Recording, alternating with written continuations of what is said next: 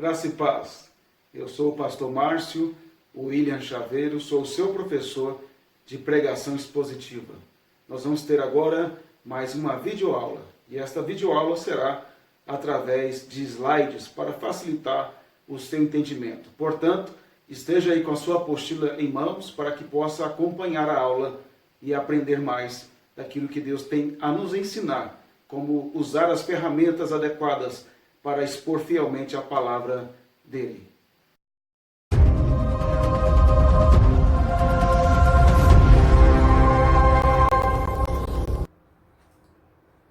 Nós vamos ver agora no capítulo 6, que são os princípios básicos de interpretação bíblica. Eu tenho aqui uma citação de Sinclair Ferguson, que diz assim: a explanação da Escritura é a característica predominante e o princípio organizador da mensagem.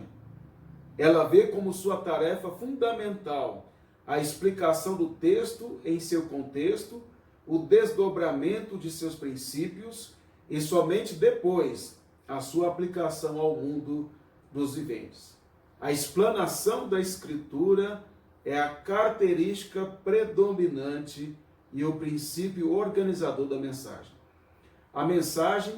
Não há mensagem sem, de fato, uma exposição fiel das Escrituras. Nós precisamos compreender que o bom pregador é aquele que realmente sabe interpretar as Escrituras e entende as questões do texto, como, por exemplo, as diferenças históricas, culturais, linguísticas, filosóficas e assim por diante. Porque se ele não entender isso, ele não vai compreender o que o texto realmente quer ensinar. Então, na apostila eu coloco aí que quando nós vamos preparar uma mensagem, expor um texto, estudar o texto, a gente precisa entender as diferenças históricas, ou seja, nós estamos separados historicamente dos escritores sagrados. Eles viveram em uma época e nós vivemos no século 21. Então é natural que existam diferenças históricas. E essas diferenças históricas precisam ser entendidas pelo expositor. Ele precisa compreender realmente o contexto histórico daquele autor e dos leitores originais. Diferenças culturais também, naturalmente com o tempo, com o momento em que aqueles autores estavam vivendo. Também existe a questão de cultura. Nós vivemos em um mundo ocidental. A Bíblia foi escrita em um mundo oriental, com algumas poucas questões ocidentais ali dos gregos, mas predominantemente caracterizada pelo mundo oriental. Então existem linguagens, existem práticas culturais, tanto por parte dos judeus como de outros povos ali, que devem ser entendidos para que a gente compreenda a mensagem para todas as épocas. Outra questão também que é importante a gente destacar são as diferenças linguísticas. As escrituras foram escritas em línguas diferentes da nossa. Foi escrita no Antigo Testamento em hebraico, que é uma língua completamente diferente da nossa em vários aspectos. Aramaico também, que é uma influência síria no hebraico, uma regionalização do hebraico, mas praticamente o Antigo foi escrito em hebraico. O Novo Testamento foi escrito em grego, koiné, o grego comum da época. Então, meus irmãos, é natural que você e eu tenhamos dificuldades em algumas questões. A tradução, por si só, ela é interpretativa, seja para qualquer língua. Então é preciso que o estudioso da palavra, o pregador, dentro das suas condições, ele possa ter pelo menos uma noção da gramática hebraica e grega para entender a linguagem. Não é só entender significados de palavras, a etimologia da palavra grega ou hebraica, mas compreender o uso gramatical daquela palavra e entender também dentro do contexto da passagem. Outra questão também que é importante destacar são as diferenças filosóficas, né? A maneira como os leitores do Antigo Testamento e do Novo enxergavam a vida, as circunstâncias da época, as várias culturas, tudo isso são maneiras diferentes. Por exemplo, quando você estuda o livro de Provérbios, você vai ver que Salomão escreveu, grande parte, né, de Provérbios foi Salomão, ele torna ali a sabedoria uma pessoa, ele personifica a sabedoria. E aquilo foi a maneira que Salomão encontrou para alcançar o mundo da época, porque havia a crença numa deusa egípcia, que era a deusa da sabedoria. Então Salomão, para alcançar o mundo daqueles dias, ele escreveu provérbios que personificavam a sabedoria, que no Novo Testamento sabemos que se trata de Jesus. Mas o fato é que Salomão usou dessa estratégia, dessa questão filosófica. Um outro caso que eu posso citar para exemplificar isso é o caso de Paulo em Atenas. Paulo, quando esteve no Areópago, ele falou ali dos deuses do Areópago, ele falou sobre que eles não conheciam o Deus desconhecido ali no altar, e aquele altar tem uma ligação histórica ali com Epimênides. Ele cita um poema de Arato para Zeus e passa esse nele movemos, existimos, porque somos sua geração. E ele faz desse poema de Arato e também de Epimênides, ele usa as duas partes para fazer disso um poema para Deus, uma adoração a Deus, uma afirmação teológica a Deus, que os atenienses ali compreenderam perfeitamente. Isso demonstra o quanto é importante essas questões, diferenças históricas, filosóficas, culturais e históricas e linguísticas. Essas todas são importantes para nós entendermos a palavra de Deus, e o pregador precisa compreender essa questão. Então esse é o primeiro aspecto que eu quero trazer para você aqui nesta videoaula. Dando continuidade ao nosso estudo, na apostila eu coloco pontos claros e obscuros das Escrituras. Nós precisamos entender que existem passagens nas Escrituras que são fáceis de entendimento. As verdades centrais do Evangelho não há nenhuma dificuldade de entendimento. Entender que nós somos pecadores, entender que Cristo encarnou, morreu, ressuscitou, está à destra do Pai, voltará a segunda vez para consumar sua vitória. Essa verdade central da redenção, ela é simples de entender no aspecto objetivo dela. Mas, é lógico que a simplicidade não significa superficialidade. Na simplicidade de textos das Escrituras, há muita profundidade. Mas o que eu quero dizer é que existem outros temas bíblicos que são obscuros, difíceis de entender. O que eu quero dizer, são mais complexos. E quando você tem uma passagem que é difícil de entender, você deve usar um texto claro para iluminar aquele texto, para clarear aquele texto, para mostrar o ensino daquele texto. Então você não pode interpretar um texto obscuro com outro texto também que não está claro para você. Entenda que obscuro quer dizer que não está claro para você. Você precisa usar textos claros para entender textos que não estão tão claros para você entender bem estas passagens. Outro princípio, eu não vou demorar muito nesses princípios, porque aí isso vai ser estudado com mais profundidade na hermenêutica. Aqui são alguns princípios resumidos. Outra coisa que nós podemos ver é que a Escritura, ela estimula o estudo interpretativo de seus textos. O que eu quero dizer com isso é que a própria Escritura demonstra o quanto nós precisamos estudá-la e o quanto ela precisa ser interpretada adequadamente. Um caso que eu cito aqui é de Filipe, em Atos capítulo 8, verso 26 a 40, você pode depois confirmar, onde eu mostro que o etíope estava lendo Isaías 53, não estava entendendo o que se tratava ali, se o profeta falava de si mesmo ou de outro, e aí Filipe convidado por ele para explicar aquela passagem. Filipe explica, mostrando que se tratava de Cristo.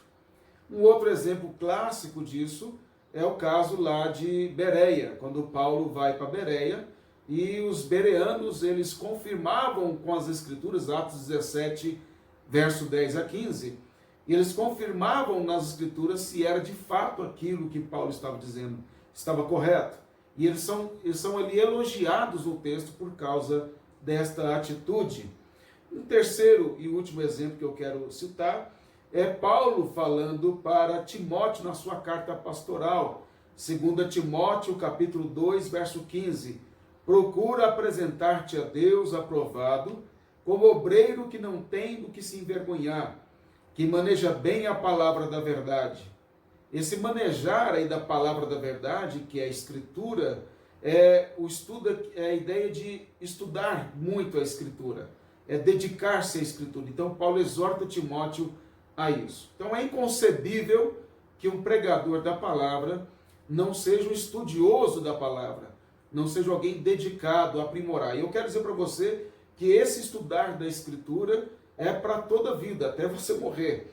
Enquanto você estiver com vida, deve estudar, deve estudar. Eu quero contar um caso bem rápido. Aqui eu estava em um culto numa igreja da minha denominação, e na formatura, na verdade, de alunos do nosso seminário, e aí os alunos fizeram uma homenagem ao reverendo João Alves dos Santos, que foi um pastor que marcou a história da minha denominação, foi professor por mais de 50 anos, inclusive no Mackenzie, Wonder Jumper e outros. Ele foi reconhecido nacionalmente dentro da vida acadêmica. E aí a família estava ali representando, porque ele já partiu para a glória, e a esposa do reverendo João, ela pediu a palavra e disse que semanas antes dele morrer, já com 50 anos de ministério, hein? Já poucas semanas antes dele falecer, ele estava lá agitado, preparando um sermão, e a esposa, preocupada com ele estar ali tão nervoso e preocupado, ela disse: meu bem, mas por que você não pega algum dos seus sermões aí já preparado? Você tem tantos, e a igreja lá é simples, não vai ter dificuldade nenhuma. E ele disse então para a esposa: para Deus nós temos sempre que fazer o melhor. Isso para mim foi um grande ensino, um homem do conhecimento que o reverendo João tinha, reconhecido no mundo acadêmico no Brasil, como um grande e excelente professor. E ele, mesmo com mais de 70 anos de idade, com mais de 50 anos de ministério, de aulas em seminários, em cursos de pós-graduações em teologia, ainda assim, ele preocupadíssimo em estudar e preparar adequadamente um sermão, mesmo que era para uma igreja simples. Então eu deixo esse testemunho para você, porque para mim foi de grande importância. Outro aspecto que eu abordo na apostila é a importância de conhecer o autor do texto inspirado. Você precisa conhecer quem escreveu aquele texto. É lógico que existem passagens ou cartas, no caso de a carta aos Hebreus, ou livros que nós não sabemos, Reis, Crônicas, nós não sabemos quem foram ou quem foi os seus autores ali. Mas nós temos algumas evidências, podemos deduzir algumas coisas, mas não dizer que de fato sabemos. Mas na maior parte das Escrituras, nós sabemos quem foram os seus autores. Os Salmos, às vezes, tem alguns que está lá em itálico, dizendo que é Salmo de Davi, de Asaf. Aquela parte em itálico é inspirada, ela está ali colocada pelo que foi o que juntou os Salmos ali, para poder você entender quem era o autor. Então, quando está em itálico ali, dizendo o Salmo é de fulano e tal, ali de fato é o autor. Agora é difícil definir, no caso dos Salmos, mesmo sabendo quem é o autor, em que momento o autor escreveu aquele Salmo. Por exemplo, Davi, ele estava sendo perseguido por Saul ou por Absalão, ele estava em momento de tranquilidade ou não. Alguns são difíceis, mas o que você puder fazer para descobrir a autoria do texto é fundamental. Outra coisa que você deve perguntar é para quem o autor escreveu aquela passagem. Uma vez que você descobriu quem é o autor, você deve agora descobrir para quem ele escreveu, o destinatário daquele texto. Porque antes da mensagem ter uma aplicação e uma mensagem para mim e para você, ela tem uma mensagem para os leitores originais. Você tem que respeitar isso. Você não pode já querer interpretar o texto aplicando a nossa realidade. Precisamos primeiramente entender para quem foi escrito. Um exemplo que eu dou, bem fácil de identificar isso, é o caso de Lucas, o Evangelho de Lucas e Atos, que foi escrito por Lucas também. Em Lucas, por exemplo, capítulo 1, verso 1 a 4, ele diz que escreveu para o excelentíssimo Teófilo. Quem era Teófilo? Não sabemos. Era alguém de poder, de status, porque ele é chamado de excelentíssimo. Podemos deduzir que Teófilo não era crente quando Lucas escreveu o Evangelho, porque ele é chamado de excelentíssimo e é apresentado a ele o Evangelho. Já quando chega em Atos, capítulo 1, verso 1 a 4, ele introduz Lucas mais uma vez, dizendo que escreveu para Teófilo. Ele não diz mais excelentíssimo. Alguns entendem então que Teófilo tenha convertido ao ler Lucas. E agora, ele já em Atos, quando Atos é escrito para ele, para descrever como os apóstolos pregaram, como Cristo foi assunto aos céus, ele já era crente e por isso é chamado de Teófilo, não de excelentíssimo. Porque na igreja do Senhor não tem excelentíssimo juiz, não tem nada disso. Não tem advogado, não tem engenheiro, não tem prefeito lá. Todos nós somos iguais em termos de condições diante do Senhor. Logo, Lucas deve ter chamado ele por esta razão. Isso é apenas uma teoria, mas o que eu quero dizer é que, claramente, Lucas demonstra para quem ele escreveu. E aí existem vários outros, que é de Isaías também, lá no capítulo 1 de Isaías, no verso 1, diz que é a visão de Isaías, filho de Amós, a qual ele viu a respeito de Judá, Jerusalém, nos dias de Uzias, Jotão, Acás e Ezequias, rei de Judá. Então diz que o livro é uma visão de Isaías, então aqui fala do gênero literário. Diz quando ele escreveu, que foi nos dias dos reis Uzias até Ezequias, e diz para quem ele escreveu a respeito de Judá e Jerusalém. O conteúdo é com relação a Judá e Jerusalém, e naturalmente os destinatários também são os que moravam em Judá e Jerusalém. Então eu uso esses exemplos e outros aqui na apostila, você pode olhar depois com maior tranquilidade. Outra pergunta que você deve fazer é básica, pergunta básica. Por que ele escreveu esse texto? Qual a razão? Nós vimos quem é o autor, primeira pergunta, para quem ele escreveu, e terceira é por que ele escreveu esse texto.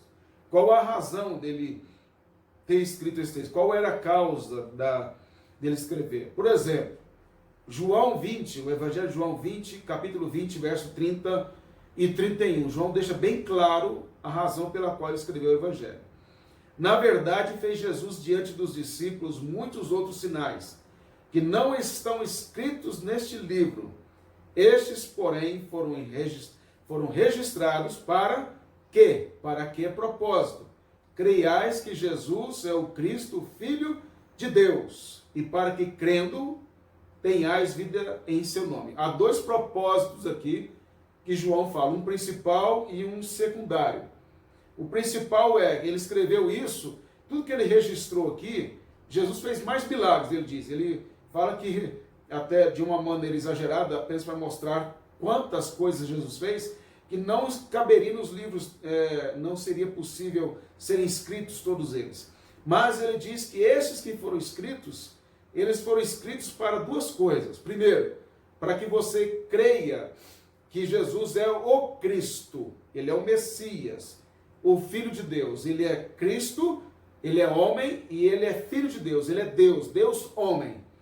E depois ele diz, segunda verdade, ou segunda razão pela qual você deve ler o Evangelho e crer, ou segunda razão pela qual ele escreveu o Evangelho, é para que, crendo que Jesus é o Cristo, Filho de Deus, você tenha vida eterna no nome dele. não é simples essa questão em dizer que Jesus é o Cristo, o Filho de Deus, porque existem muitas questões teológicas por trás disso, em afirmar que ele é o Cristo e dizer que ele é o Filho de Deus, da mesma natureza do Pai. Mas se você não crer que ele é o Cristo, o Filho de Deus, você não é crente e você não tem a vida eterna. Portanto, todo o Evangelho de João deve ser interpretado com estas duas finalidades que foi exposta aí no final do livro. Sem isso, você estaria interpretando de modo inadequado esta passagem. Então eu quero deixar esta consideração aí para você, dessas três perguntas: quem escreveu, para quem escreveu e por que escreveu. Essas são perguntas fundamentais que você deve fazer ao texto, e nós vamos continuar ainda alguns aspectos importantes nesse capítulo 6, sobre interpretação bíblica do texto, para que você possa expor. Mas esses são princípios básicos, que no curso de hermenêutica será mais bem aprofundado. Que Deus se nos abençoe. Amém. Outra questão importante que você precisa entender basicamente para interpretar um texto é a importância do gênero literário da passagem. Nas Escrituras nós temos vários gêneros literários. Por exemplo, você tem textos que são narrativos ou históricos, que têm uma maneira de interpretar. Há textos que são proféticos, há textos que são poéticos, há mandamentos, há epístolas, parábolas ou alegorias. Então, são alguns gêneros literários que você precisa compreender. Em cada um desses gêneros há uma maneira de interpretar. Por exemplo, há textos narrativos que têm partes dele, momentos ali no texto narrativo, que são poesias. Você precisa entender aquilo como poesia dentro do texto narrativo. Um texto narrativo, ele não pode servir de norma de conduta. O texto narrativo, ele está ilustrando e mostrando o palco da revelação e da redenção. Você não pode, por exemplo, olhar para um texto narrativo sem considerar toda a revelação e olhar para as práticas morais ou éticas ali sem considerar se elas são corretas ou não à luz de mandamentos. Apenas um exemplo para você entender.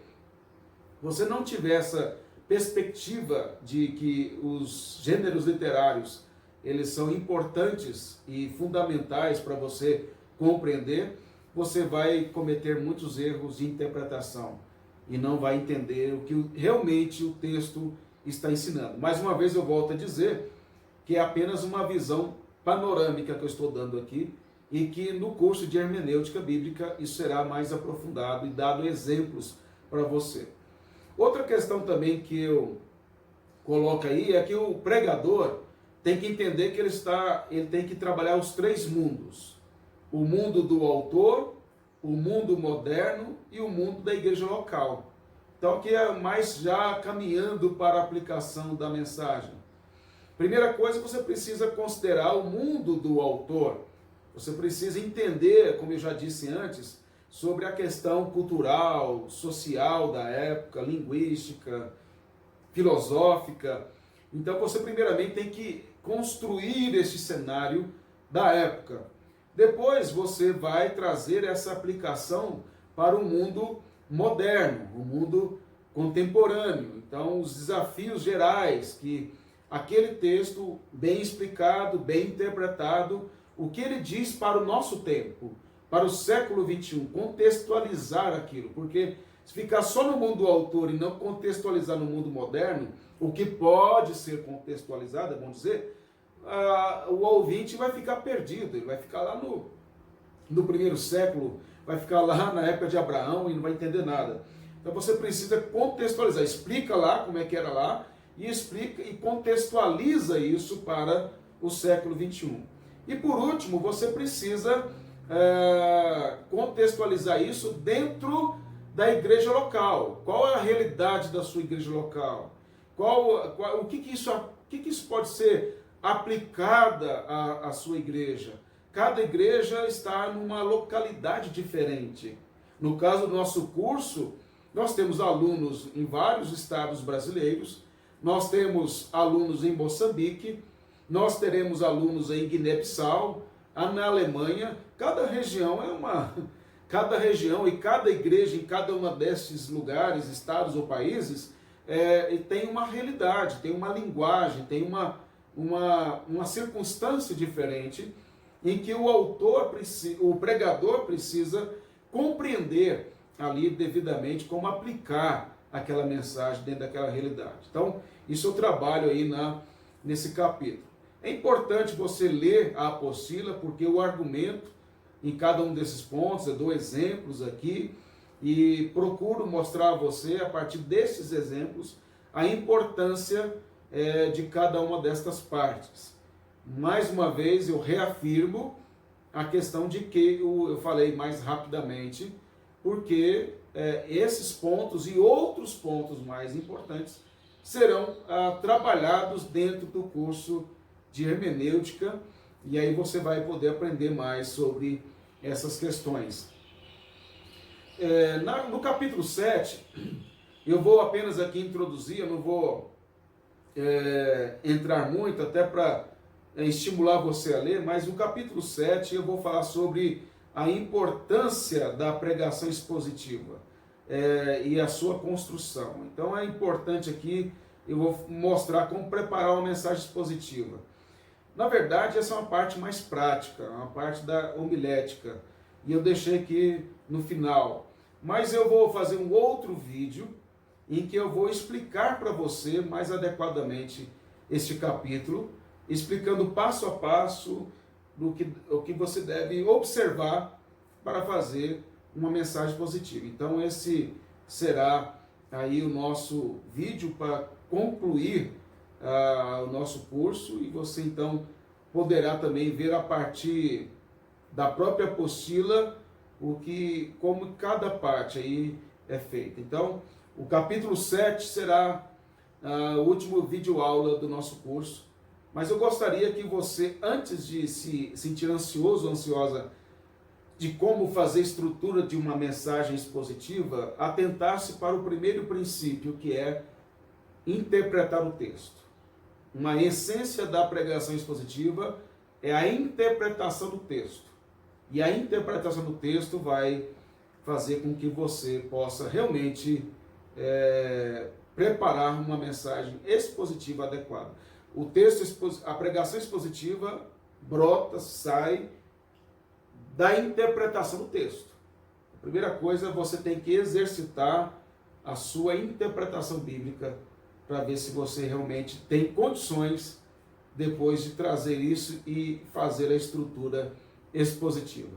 Então essa é a nossa mais uma videoaula, e aí o curso está caminhando para o final, e nós iremos depois publicar a última videoaula, que vai falar sobre como preparar, como construir um sermão expositivo. Que Deus te abençoe, espero que esse curso tenha ajudado você bastante. Peço a você desculpa por algum erro, alguma limitação nossa, mas nosso desejo é que você aprenda mais e mais. Isso aqui é apenas uma diretriz para você aprofundar. Você não pode ficar só com esse ensino, só com essa minha fala ou com essa apostila. Precisa investir, precisa comprar comentários, precisa comprar livros bons, reformados, para que você possa aprimorar seus conhecimentos. Então aqui está te dando o esqueleto para você encher de carne ao longo da vida. Que você continue estudando para a glória do nosso Deus, para o bem da igreja e para a sua alegria. Amém.